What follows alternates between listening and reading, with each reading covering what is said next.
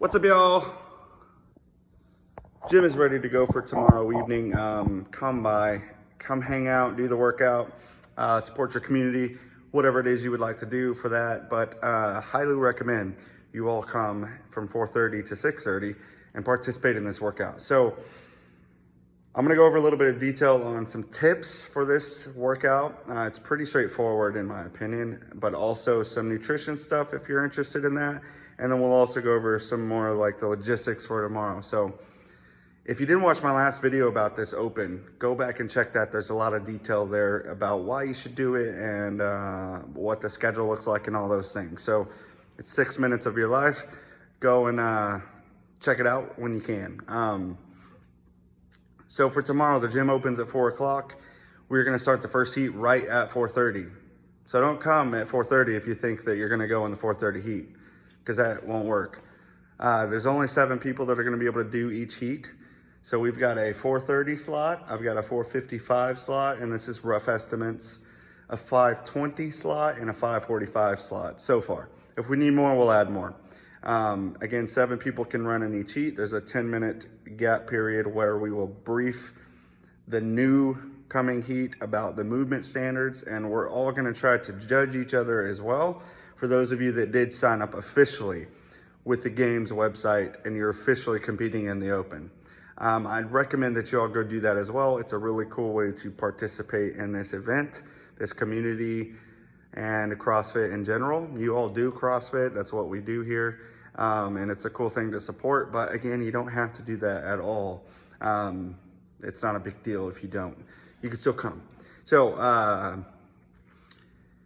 I think that covers the logistics there. And then the next thing would be some tips. So for the general population, which is all of us here at this gym, not elite category, games athletes type, this is your tips. So it's a 15-minute workout. It's 3 wall walks. There's a way to scale the wall walks, of course. If you cannot get all the way up to the wall, the scaled version is a short little wall walk. And then there's 12 dumbbell snatches, 50, 35. You guys do a lot of the dumbbell snatches in classes all the time. We've done some wall walks as well, excuse me. And then the last thing, 15 box jump overs. So we've done all these movements. This is a great workout for people of all kinds of abilities because there's ways to do this for everyone, like we've said before. So the tips are going to be, take your time on the wall walks. Well, let's rewind. Make sure you warm up properly. Give yourself some time. Get here at least 30 minutes before you're thinking about going, especially if you're in the 4:30. The gym opens at 4.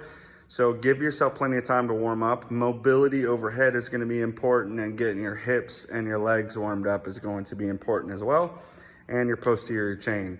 So there's going to be a warm up on the board you guys can just flow through. So back to the tips. Warm up is critical, tip number 1. Second thing is going to be on the wall walks to pace yourself between reps. During the reps, you're going to want to go fast up and fast down, so you're spending less time under tension.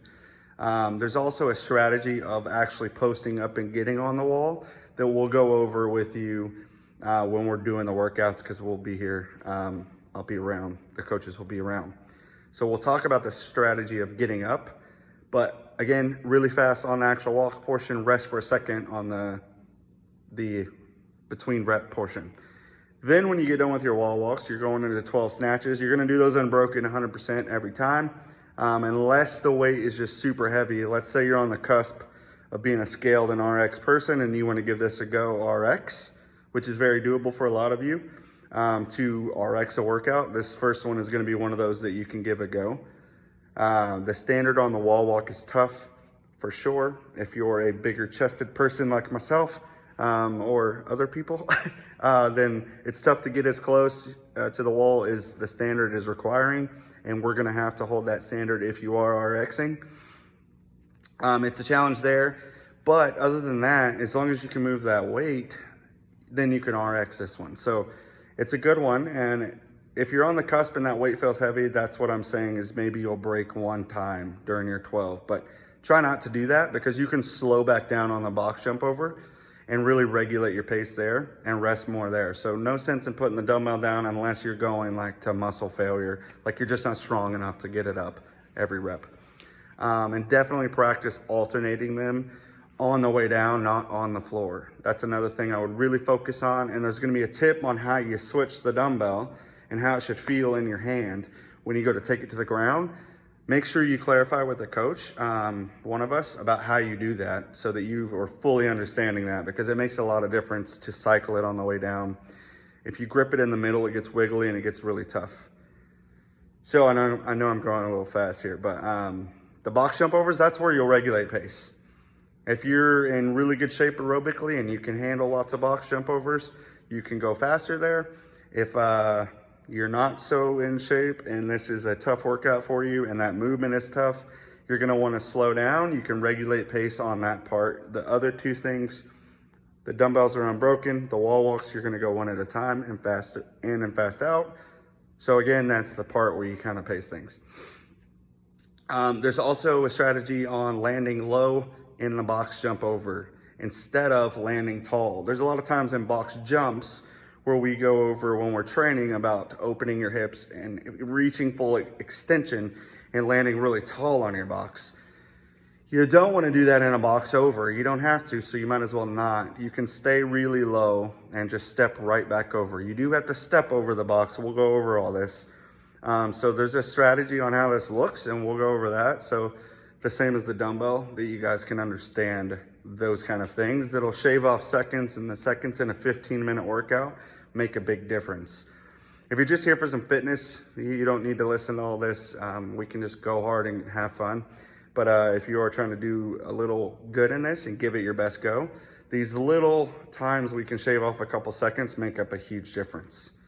So keep that in mind. And yeah, be ready to pace yourself. This is gonna catch up quick and it's a lot of volume. So that always means for a good time, right? We'll go over more things in detail in person and more specific to each person. Ask a coach that kind of coaches you the most, that's around you the most, what they think you should do. They'll be able to help you better than a general tip video. For nutrition, the last thing is make sure you're avoiding any kind of fiber tomorrow. You don't want to come into this workout with a heavy stomach. You also don't want to come in with much food in your system. So give yourself a 2-hour, 3-hour window before your last food.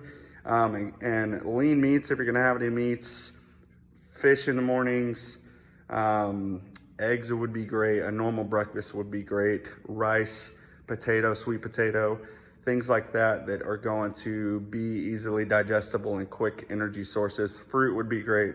The pouches of fruit that are squeezed, juices, things like that.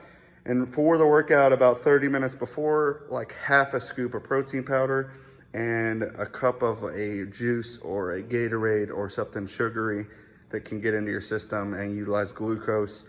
15-minute workout, you're gonna want some of that energy in that workout. So maybe you have even another half in your shaker bottle of the protein and coconut water or the sugar water, whatever it's gonna be, the sugar liquid that you can chug real quick during the workout.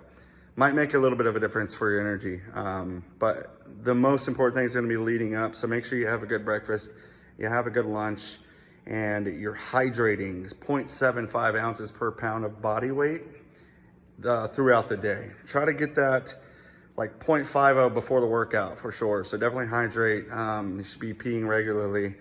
And then after the workout, another scoop of protein powder if you're trying to recover yourself really well, and some coconut water. You need some electrolytes. We have electrolyte packets at the gym. You could have some of those for after the workout. If you do have some of that throughout the day, that'd be great as well. So coconut water could provide that. Or you could throw some sea salt into some water and that can help as well.